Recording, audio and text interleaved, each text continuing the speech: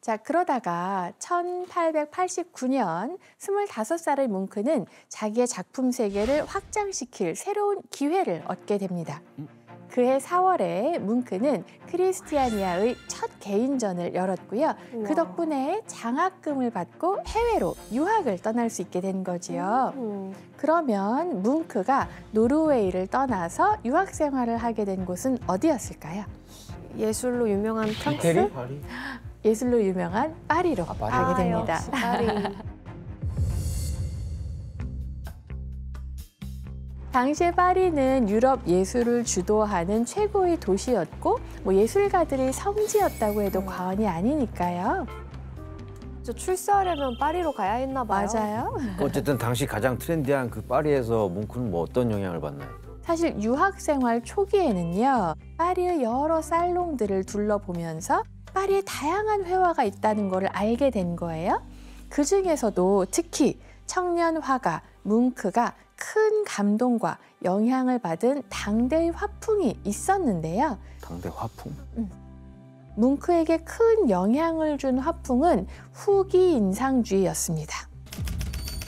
인간의 내면 세계나 갈등 이런 것들을 강렬한 색채로 이렇게 표현해내고 후기 인상주의를 대표하는 화가가 고갱, 세잔, 1889년에 반 고흐가 그린 별이 빛나는 밤인데요. 이건 진짜, 야 이건 진짜. 너무 멋진데. 반 고흐는 어찌 생각하면 자기의 내면 세계를 이런 풍경에 투영해서 그렸던 거거든요. 이창용 도스트님, 그 뭉크가 후기 인상주의 화가 중에 특히 좋아하는 화가가 있다면서요? 조금 전에 만나보셨던 바로 빈센트 반 고흐입니다. 고흐는 실질적으로 작품 활동을 했던 기간이 그렇게 길지 않아요. 대략 한 9년 정도밖에 되지 않는데 그 짧은 시간 동안 예술에 정말 모든 것을 다 바쳤던 화가이기도 하죠. 그래서 뭉크는 노년 시절에도 내가 가장 존경하는 화가는 고흐다라고 이야기를 할 만큼이나 고흐를 존경했었고 좋아하다 보니 자연스럽게 그의 작품들을 오마주 형태로 그려내게 되는데요. 조금 전에 보셨던 별이 빛나는 밤이라는 작품은 동일한 제목으로 6점이나 그릴 정도로 좋아했던 작품이기도 하죠. 바로 이 작품입니다. 이 뭉크가 그린 거구나. 네. 뭉크 버전이네. 뭉크는 이 작품을 자신의 자화상과도 같다라고 표현을 하기도 했는데요. 그림 가운데 길게 늘어져 있는 저 그림자가 바로 그때 당시 자기 자신의 그림자를 표현해 놓은 작품입니다. 그림자였어? 뭉크가 그 후기 인상주의의 영향을 많이 받았던 거네요? 그렇죠. 그래서 뭉크는 이렇게 파리에서 3년 정도의 시간을 보내면서 새로운 화풍에 눈을 뜨게 됐죠. 그런데 이 파리 유학이 뭉크에게 남긴 또 다른 중요한 면이 있습니다. 그 일은 1889년 11월에 뭉크에게 또 예상하지 못했던 비극적인 사건으로부터 시작되는데요. 어린 시절에 정말 씻을 수 없는 트라우마를 안겨주었던 아버지가 뇌졸중으로 세상을 떠나게 됩니다. 어떻게 애지 부모님 다 돌아가셨네. 그러니까요. 그래서 아버지의 죽음 이후로 뭉크는 정말 그야말로 망가질 대로 망가졌다고 볼 수 있을 것 같아요. 가장 심각했던 건 그가 굉장히 극심한 자살 충동을 느끼고 있었다는 거죠. 자살 충동?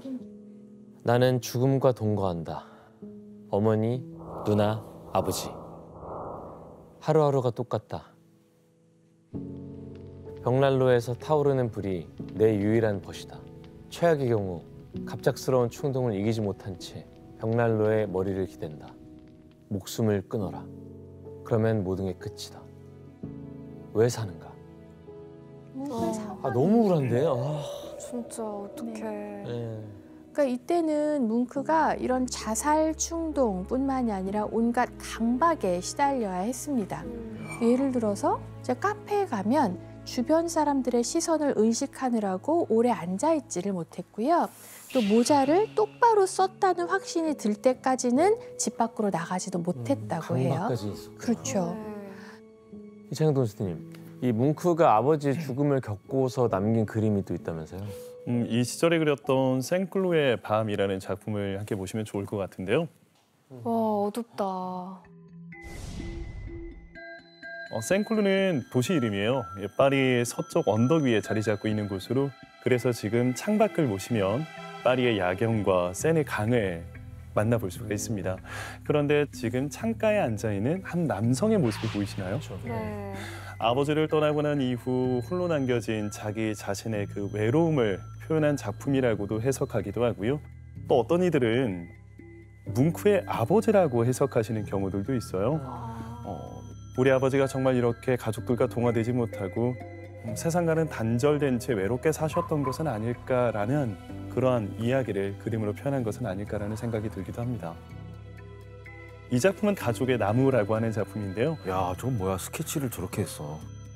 지금 나무가 지금 퍼져나가고 있는데 아래쪽은 아버지의 모습으로 추정이 되어지고요.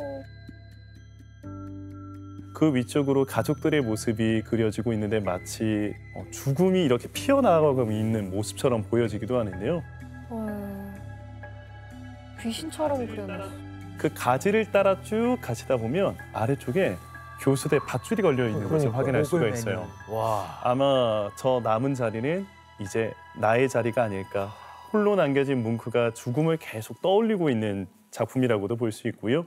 그러니까 뭉크는 삶의 의지보다는 죽음을 항상 염두에 두는 삶을 살았던 것이 아닌가 싶어요.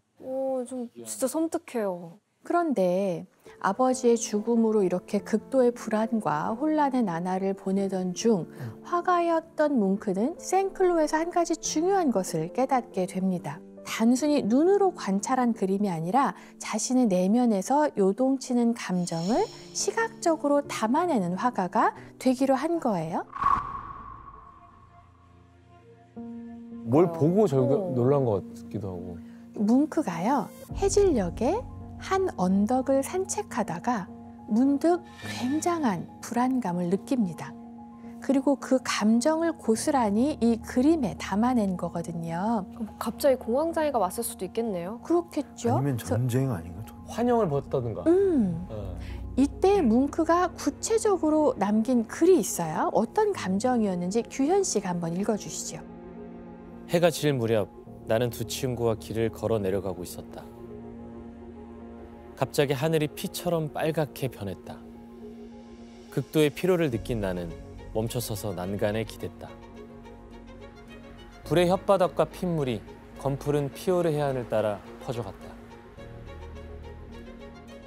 내 친구들은 공포에 몸을 떨며 뒤처진 나를 남겨두고 계속 걸어갔다. 그때 나는 거대하고 무한한 자연의 절규를 들었다. 되게 극심한 공포에 시달리고 있는데? 그렇죠. 그런데 뭉크가 남긴 글을 토대로 추측을 해보면요. 절규 속의 남자는 이 남자가 절규하는 게 아니에요. 자연에서 갑자기 비명을 들은 거예요. 그 비명을 듣고 괴로워하는 거죠. 그런데 귀를 막아도 비명 소리가 멈추지 않고 그림을 보면 남자의 어떤 절규가 눈과 입을 통해서 터져 나오는 것 같아서 마치 온 세상이 절규하는데 그게 내 몸까지 뚫고 들어와. 이런 모습이에요. 그러니까 그 해가 지고 있는 노을의 풍경이 피처럼 보였고 그 자연이 절규하는 것처럼 들렸다는 거네요. 네. 많이 오해하시는 게 이렇게 하고 있다고 생각을 하는데 이게 아니고 이거죠. 귀를 막고 있는 장면인 거죠. 그렇구나. 우진 선생님, 그 당시의 뭉크의 그런 정신적 상태가 어땠던 거예요? 공황 발작이었다고 저는 생각이 돼요. 그러니까 이 메모를 보면 해가 지고 있었고 하늘이 핏빛으로 변했다. 이 평범한 상황을 공포스럽게 핏빛으로 이렇게 느끼는 부분도 공황 발작의 증상 중에 하나고, 공황 발작이 있을 때 환자분들이 굉장히 어지럽고 좀 쓰러질 것 같은 느낌을 받으시는데, 그래서 멈춰서서 난간에 몸을 기댔다도 아마 공황 발작의 그런 증상과 관계가 있지 않을까 생각이 들고, 이 메모뿐만 아니라 뭉크가 살아생전에도 계속 두통이나 어지러움, 현기증을 평상시에도 많이 느꼈다고 하거든요. 그래서 뭉크는 불안장애의 일종인 공황장애를 앓고 있지 않았을까 생각이 돼요.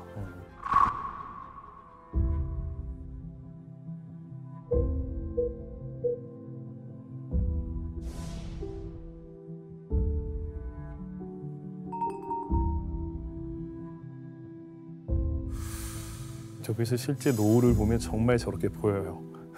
아,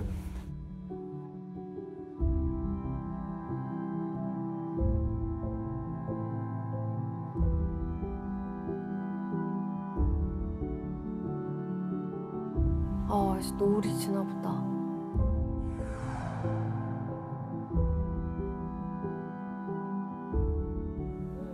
이 에케베르크 언덕이라는 곳입니다. 그런데 이 에케베르크 언덕을 뭉크가 절규에서만 그린 게 아닙니다. 저길 자주 갔나 보다. 오. 절망, 절규, 같은 정서구나.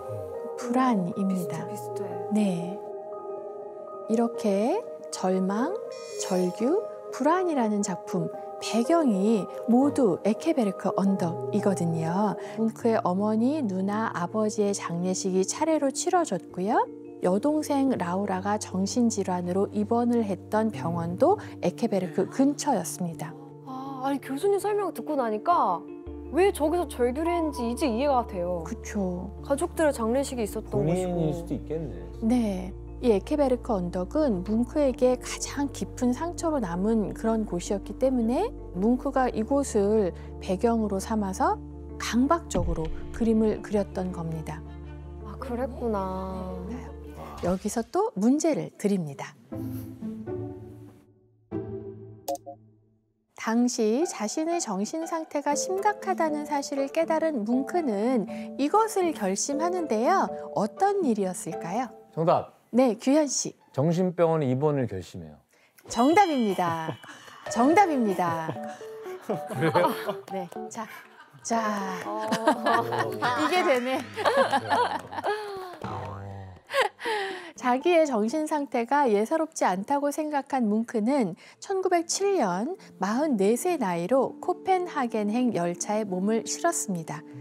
바로 정신병원에 입원하기 위해서 길을 떠난 거였는데요. 이거는 자기가 존경했던 고흐랑 되게 비슷한 점이네요. 그쵸, 고흐도 그쵸. 자기 발로 네. 입원을 했었잖아요. 네, 그렇게 해서 뭉크가 정신병원에 입원을 했고 약 7개월간 장기 입원을 합니다. 이게 야콥슨의 진료실에 있는 뭉크라는 작품인데요. 뭉크가 어떤 치료를 받고 있는 것 같으세요? 어떤 치료? 전기 치료 같은 거. 저기 선이 연결돼 있네요. 네, 전기 치료라고 합니다. 그래서 당시 주치의였던 야콥슨 박사가 뭉크에게 알코올 중독에 의한 마비성 치매다라는 진단을 내렸어요. 그 치료 방법으로는 충분한 수면, 휴식, 마사지, 그리고 약간의 전기 치료를 가했다고 합니다. 근데 좀 힘들어하지 않았을까요? 이걸 온전히 다 받아들였나 잘? 힘들어하진 않았던 것 같아요. 그 시기에 뭉크가 자기의 후원자에게 보낸 편지가 있는데 그걸 보면 또 알 수가 있거든요. 정신질환이 나의 인생을 지옥으로 떨어지게 만든 측면이 있으나 예술가로서의 활동에는 아주 좋은 것 같다.